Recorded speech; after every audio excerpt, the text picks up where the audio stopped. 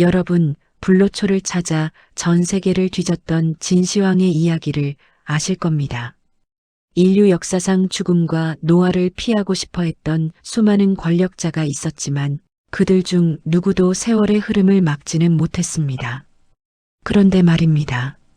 기록에 따르면 황제도 가지지 못한 비결을 평범한 한 농부의 가문이 독점하고 있었다면 믿으시겠습니까? 어느 날 갑자기 거울을 봤는데 어제까지 가득했던 흰머리가 감쪽같이 사라지고 갓 20살 청년처럼 윤기 흐르는 새카만 머리카락이 자라나 있다면 이건 마법이 아닙니다. 오늘 우리가 다룰 이야기는 1000년 전 당나라 시대, 실제로 이 기적 같은 일을 겪고 가문의 이름까지 검은 머리로 바꿔버린 한 가문의 실화 같은 전설입니다. 단순히 오래 산 것이 아닙니다. 1대 하전하 160세, 2대 하연 160세, 3대 하수오 130세, 가문 3대가 무려 450년이라는 시간을 살았던 기막힌 기록. 과연 이 숫자가 의미하는 것은 무엇일까요?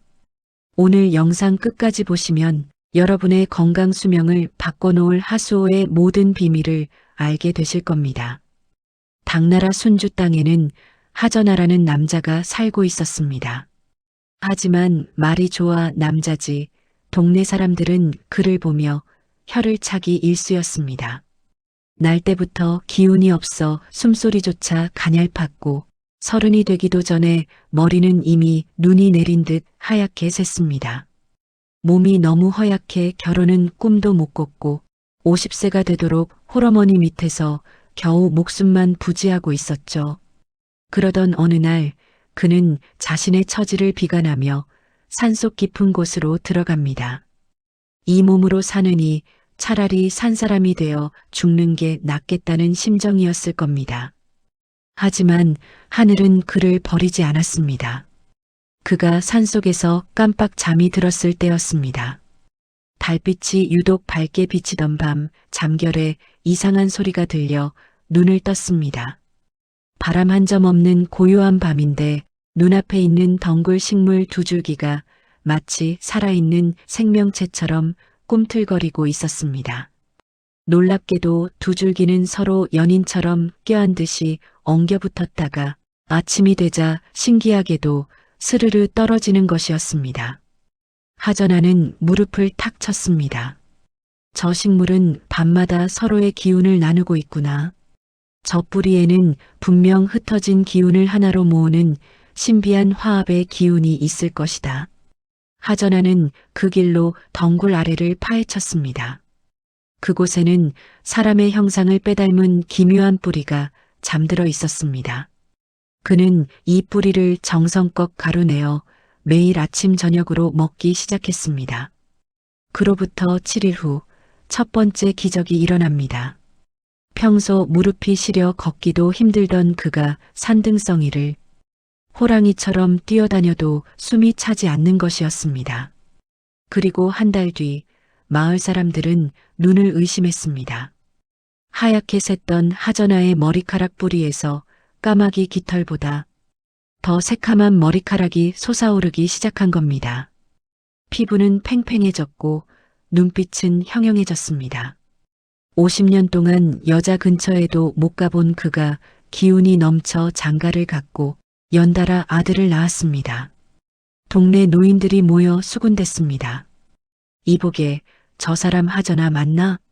귀신이 곡할 노릇이구먼. 하전하의 기적은 거기서 멈추지 않았습니다.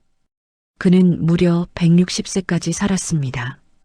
그의 아들 하연 역시 아버지의 비법을 이어받아 160세를 살았죠. 그리고 우리에게 가장 익숙한 이름의 주인공, 손자 하수오의 차례가 왔습니다. 하수오가 130살이 되던 해 황실의 관리들이 소문을 듣고 찾아왔습니다. 그들은 하수오의 모습을 보고 경악을 금치 못했습니다. 130살이면 증손자의 증손자를 볼 나이인데 하수오의 머리카락은 여전히 윤기가 흐르는 칠흑 같은 검은색이었기 때문입니다. 관리가 물었습니다.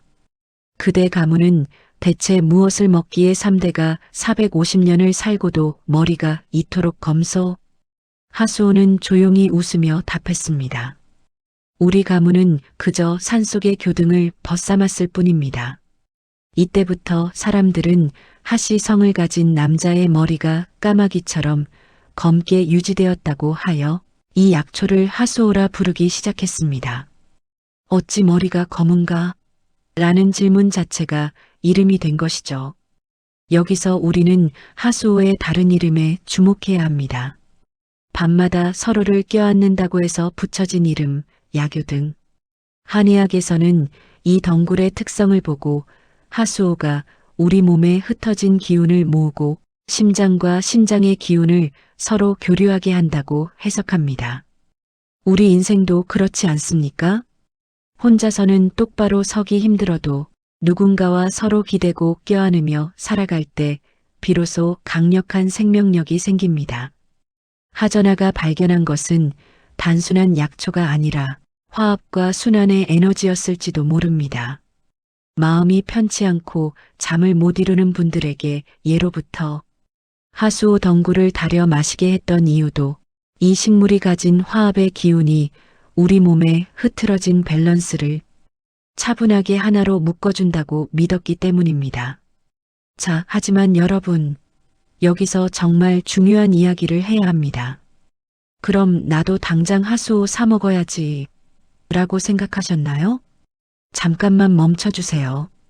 하수오는 체질과 조리법에 따라 몸에 약이 될 수도 혹은 예상치 못한 건강상의 위협이 될 수도 있기 때문입니다.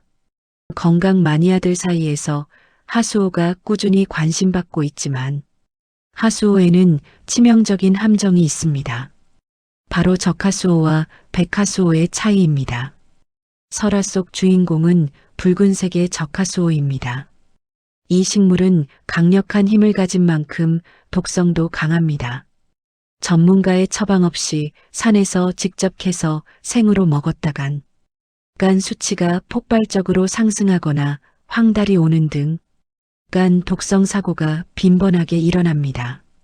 백하수오는 우리나라의 자존심 은조롱. 우리가 흔히 시장에서 접하는 것은 백하수오, 즉 은조롱입니다. 적하수오보다는 기운이 완만하고 부드러워 우리나라 전통 식재료로 많이 쓰이죠.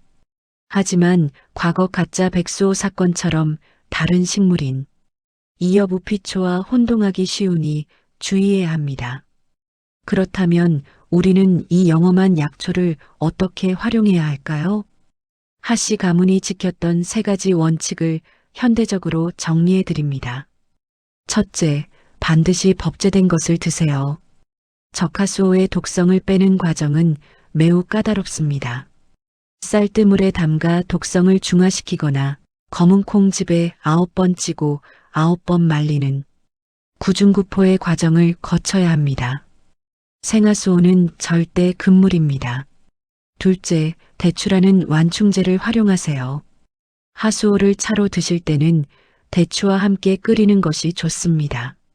대추의 따뜻한 성질이 하수오와 만나면 기운을 보강하는 시너지를 내면서도 위장을 보호해 줍니다. 셋째, 정력제나 염색약으로 오해하지 마세요. 하수오는 우리 몸의 신진대사와 혈액순환을 도와 전반적인 기력을 올리는 보조제입니다. 오늘 먹고 내일 머리가 검게 변하는 마법은 없습니다. 하씨 가문처럼 수십 년간 꾸준히 자신을 돌보는 정성이 곁들여져야 합니다. 하전하라는 병약했던 남자를 장수의 대명사로 만든 것은 단순히 약초 하나가 아니었습니다. 자연의 신비에 귀를 기울이고 자신의 몸을 돌보는 것을 포기하지 않았던 그 정성과 믿음이 기적을 만든 것입니다. 거울 속 흰머리를 보며 노아에 슬퍼하기보다 오늘 내 몸을 위해 따뜻한 차 한 잔을 내어주고 잠시 휴식을 주는 그 마음이 여러분을 가장 젊게 만듭니다. 하수오가 우리에게 던지는 질문, 어찌하여 머리가 검은가? 이 질문에 여러분은 내 몸을 사랑하고 아껴주기 때문입니다라고 당당하게 답할 수 있기를 바랍니다. 여러분의 청춘을 진심으로 응원합니다. 오늘 하루도 건강신호 잘 챙기시고 다음 이야기에서 다시 뵙겠습니다. 본 영상은 고전 설화를 바탕으로 구성되었으며 전문적인 의학 진단을 대신할 수 없습니다.